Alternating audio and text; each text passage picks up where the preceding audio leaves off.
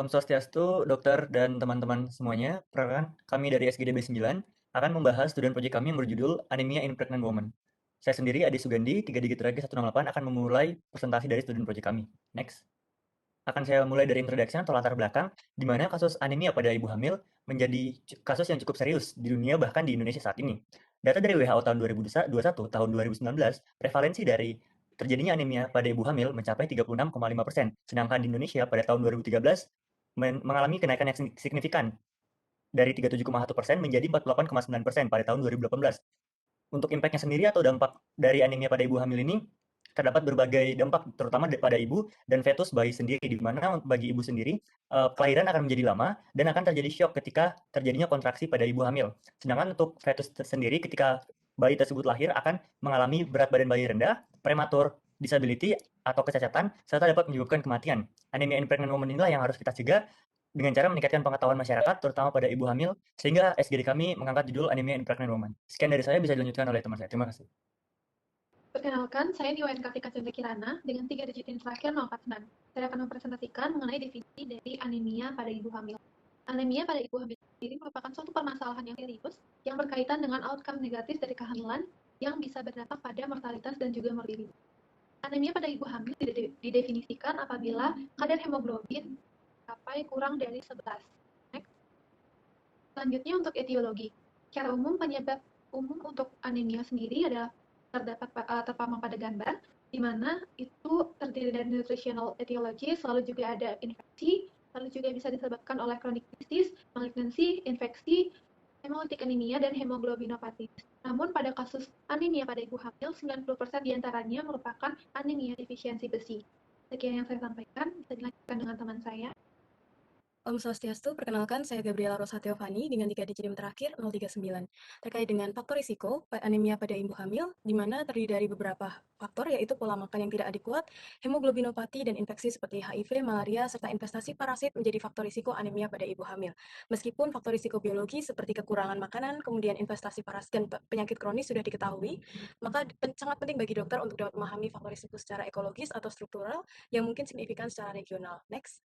Kemudian berbicara mengenai epidemiologi, sebenarnya tidak terdapat perbedaan yang signifikan secara statistik dalam prevalensi wanita yang bekerja dengan ibu rumah tangga.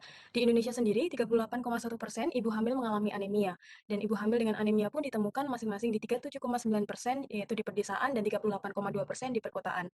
Usia, pendidikan, jumlah kelahiran atau paritas, kemudian jarak kehamilan dan perawatan prenatal tidak ditemukan secara substansial dengan anemia dalam studi bivariat ini. Maka presentasi akan dilanjutkan oleh teman saya. Terima kasih. Ya, saya Prabowo dengan 3 digit 248. Jadi, untuk patofisiologi dari anemia itu sendiri, terjadi karena penurunan dari red blood cell. Dan penurunan ini bisa disebabkan dari produksinya yang menurun atau peningkatan dari eritrolisis. Kemudian pada wanita hamil, ini bisa disebabkan oleh perubahan fisiologi kehamilan. Di sini terjadi delay antara produksi red blood cell dan peningkatan volume plasma. Kemudian dari itu terjadi perubahan pada complete blood count-nya. Di sini yang berubah adalah hemoglobin, hematokrit, dan jumlah red blood cell-nya. Kemudian dari anamnesis, biasanya simptom yang terjadi itu adalah fatigue, headache, dizziness atau pusing, kemudian ada weakness. Kemudian untuk history taking bisa dilakukan untuk mengeksklude apakah ada penyakit bawaan. Yang perlu ditanyakan itu apakah pernah punya histori dari nutritional deficiency, dan apakah punya defisiensi vitamin B12, apakah punya defisiensi folat, apakah punya juga histori dari demam. Ya, kemudian presentasi boleh dilanjutkan dengan teman saya. Sebelumnya perkenalkan, nama saya MK Firizaldi dengan 3 digit yang terakhir 108. Di sini saya akan melanjutkan presentasi mengenai examination untuk anemia pada ibu hamil, di mana pemeriksaan pertama yang akan kita lakukan yakni adalah complete blood count, dan selanjutnya jika ditemukan nilai Hb sendiri kurang atau sama dengan dari 9 gram per desiliter, maka akan dilakukan pemeriksaan lebih lanjut, yang mana bertujuan untuk mendapatkan hasil dari kita mengetahui derajat daripada anemianya, lalu jenis daripada anemia, dan juga penyebab daripada anemia itu sendiri. Dan beberapa additional test yang bisa kita lakukan, yakni pertama ada serum ferritin, pemeriksaan serum iron, total iron binding capacity, dan juga iron examination, urine examination. Lalu juga ada beberapa special test yang bisa kita lakukan pada pasien, yakni pertama ada serum folat, lalu RBC folat, Yang ketiga ada serum vitamin B12 dan juga serum bilirubin. Mungkin itu saja untuk examination, selanjutnya akan dibawakan oleh teman saya. Kembali perkenalkan, nama saya Kevin Susai dengan NIM digit try 253. Jadi saya akan lanjutkan ke bagian differential diagnosis. Poin pertamanya adalah iron deficiency anemia. Jadi ketika tubuh membutuhkan lebih banyak zat besi untuk membuat hemoglobin yang cukup, jenis anemia ini tercipta. Itu adalah protein sel darah merah dan ini bertanggungjawab untuk pengiriman oksigen dari paru-paru ke seluruh tubuh. Kemudian adalah folate deficiency anemia.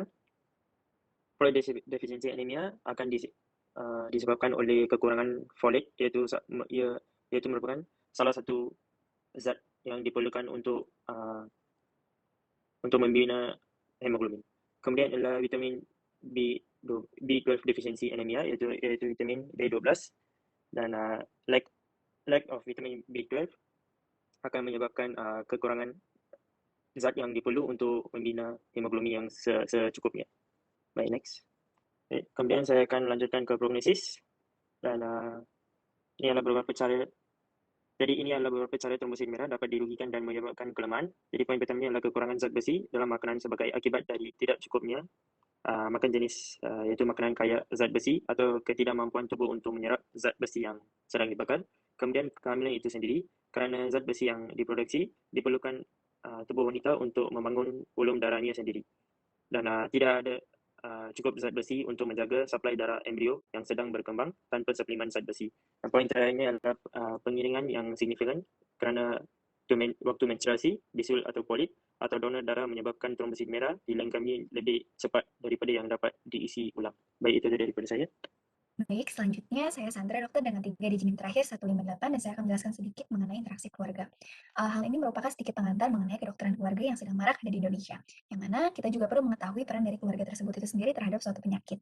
Dalam kasus pencegahan anemia pada ibu hamil, keluarga sendiri memegang peranan yang sangat penting. Berdasarkan penelitian, keluarga, terutama suami, mampu meningkatkan kepatuhan seorang ibu untuk mengkonsumsi adanya suplemen besi dan asam folat untuk penambah darah.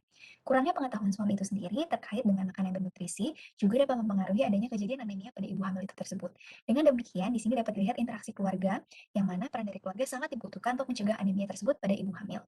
Sehingga jika kita dapat mencegah hal tersebut, pada nantinya kita juga dapat mencegah adanya komplikasi-komplikasi lainnya dan disabilitas yang disebabkan oleh anemia di negara-negara berkembang. Dengan demikian, hal ini juga dapat mengurangi beban penyakit daripada anemia tersebut pada ibu hamil. Selanjutnya akan dilanjutkan oleh rekan saya. Baik dokter, perkenalkan saya Mira Kardila dengan NIM 148. Jadi terkait dengan comprehensive approach di sini merupakan suatu pendekatan kepada pasien dan semua kebutuhannya, tidak hanya fokus pada perawatan medis dan fisik saja. Nah, comprehensive care ini merupakan satu pelayanan yang melibatkan kerjasama dari berbagai pihak profesional, dan ini merupakan satu komponen yang penting dalam perawatan primer yang mencakup pencegahan, penyembuhan, perawatan paliatif, dan rehabilitatif. Dan di sini juga peran keluarga sangat berperan penting dalam keberhasilan perawatannya. Next slide. Di sini poin-poin penting dari comprehensive care, yang pertama itu adalah diagnosis dan perawatan medis yang baik, serta yang paling update. Kemudian ada tim profesional yang ahli dalam pengobatan pasien, kemudian berbagai layanan untuk pasien dan keluarga, termasuk konseling maupun program khusus lainnya, dalam menunjang peningkatan kualitas hidup pasien dan keluarga. Selain itu juga diperlukannya suatu upaya yang terorganisir dalam membantu pasien mengatasi pengobatan, tes maupun prosedurnya. Kemudian diperlukan juga program advokasi untuk membantu keuangan terkait pembiayaan pengobatan dan penelitian yang sedang berlangsung untuk melihat dan mengevaluasi bagaimana perawatan dan layanan yang telah diberikan. Next slide. Dan saat ini pemerintah juga sudah memberikan kebijakan terkait dengan pemberian program tablet tambah darah yang mengandung 60 mg elemental besi dan 0,25 asam folat yang disediakan oleh pemerintah dan diberikan secara gratis pada ibu hamil, dan pemberian tablet tambah darah ini sudah mengikuti alur yang sudah ditetapkan puskesmas sesuai dengan SOP yang ada. Oke, selanjutnya dijelaskan oleh teman saya. Baik, selanjutnya adalah pendekatan kolaborasi. Jadi untuk pendekatan kolaborasi ini umumnya diterapkan dalam bentuk IPC atau interprofesional kolaboratif yang didefinisikan sebagai suatu bentuk kolaborasi antara tenaga medis dengan latar belakang profesi yang berbeda-beda dengan pasien itu sendiri, keluarga pasien, pengasuh pasien, dan juga orang-orang terdekat pasien, atau dalam hal ini bisa komunitas.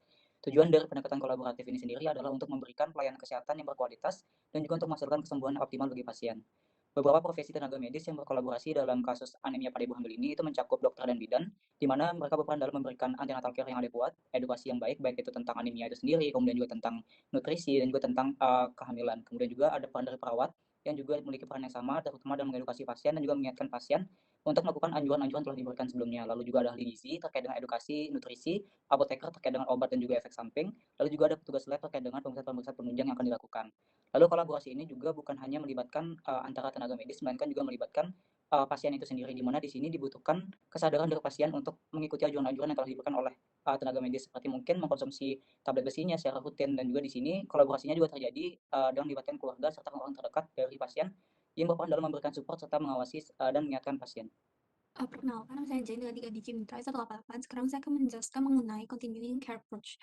Dan menurut American Academy of Family Physician, jadi continuing care approach ini merupakan ketika seorang pasien menjalani proses perawatan dengan tujuan untuk mendapatkan perawatan yang berkualitas tinggi dan hemat biaya. Dan continuing care ini terdiri dari 3. Yang pertama itu home care, yang kedua disability supportive living, dan yang terakhir itu long term care.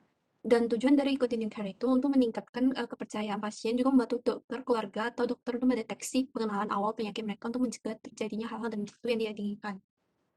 Dan pada kasus anemia pada ibu hamil, perawatan lanjut ini memiliki beberapa tujuan, yaitu mempertahankan pasien untuk supaya tanda vitalnya tetap berada di batasan normal, jumlah trombosit normal, mencegah terjadinya memar dan juga peteki, mencegah terjadinya infeksi dengan mencegah terjadinya demam, dan juga untuk menjaga supaya jumlah sel darah putihnya tetap normal. Selain itu, caregiver dokter keluarga akan membantu pasien mengurangi kelelahan yang mungkin dirasakan dengan membaca aktivitas sehari-hari, serta waktu istirahat yang lebih banyak, dan menyarankan mereka untuk lebih banyak istirahat juga.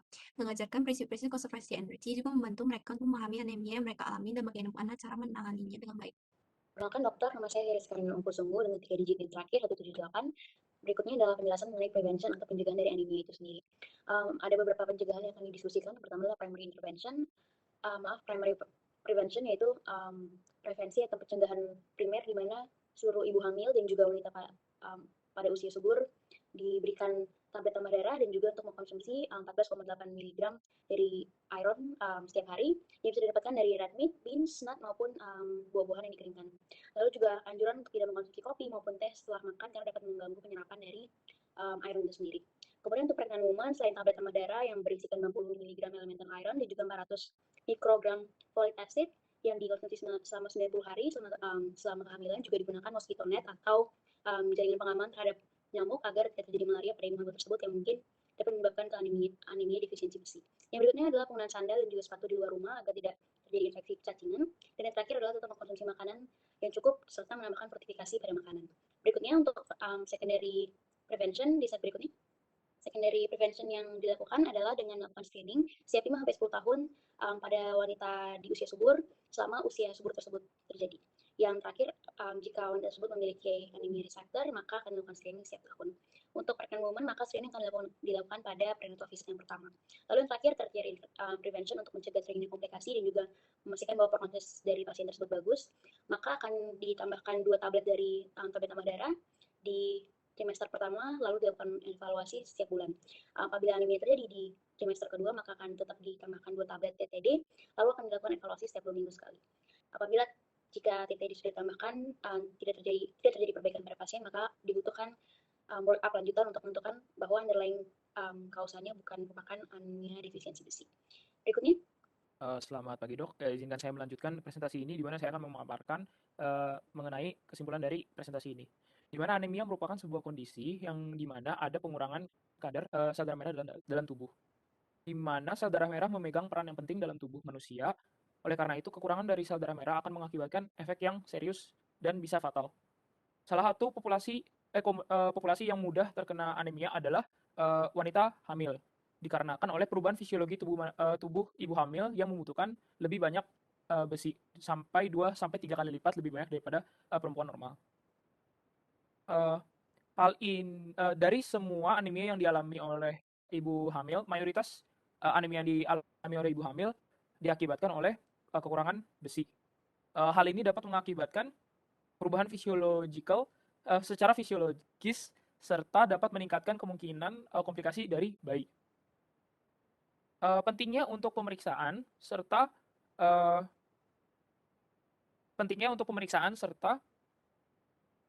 pemberian informasi yang komprehensif serta yang paling update terhadap ibu hamil, karena ibu hamil membutuhkan nutrisi yang lebih tinggi. Contoh nutrisinya adalah vitamin B12, B9, dan besi. Di mana jika terjadi kekurangan nutrisi tersebut dapat mengakibatkan kelainan, komplikasi atau fatal bagi ibu dan anaknya. Di mana jika terjadi anemia defisiensi besi, maka harus diberikan penanganan awal, di mana primary intervention yang pertama yang sudah disebutkan oleh teman saya tadi, contohnya adalah pemberian tablet tambah darah yang mengandung 50 mg besi, 400 mikrogram asam folat sebanyak 90 tablet selama usia kehamilan. Lalu menjaga diri dari penyakit seperti malaria, menggunakan alas kaki saat pergi keluar, konsumsi makanan dengan nutrisi yang cukup, serta konsumsi makanan yang sudah difortifikasi. Lalu dilanjutkan dengan secondary prevention, di mana melakukan screening dan melakukan screening saat prenatal visit, serta yang terakhir adalah tertiary prevention, di mana mengkonsumsi 2 tablet serta evaluasi bulanan, lalu mengkonsumsi 2 tablet serta evaluasi setiap 2 minggu pada trimester kedua, lalu menyelesaikan underlying cause dari penyakit tersebut. Lalu jika tidak dilakukan secara dini, maka dapat mengakibatkan hal yang buruk pada bayi dan ibu. Oleh karena itu, untuk membantu dokter mendiagnosa, di mana anemia ini harus didiagnosa sedini mungkin.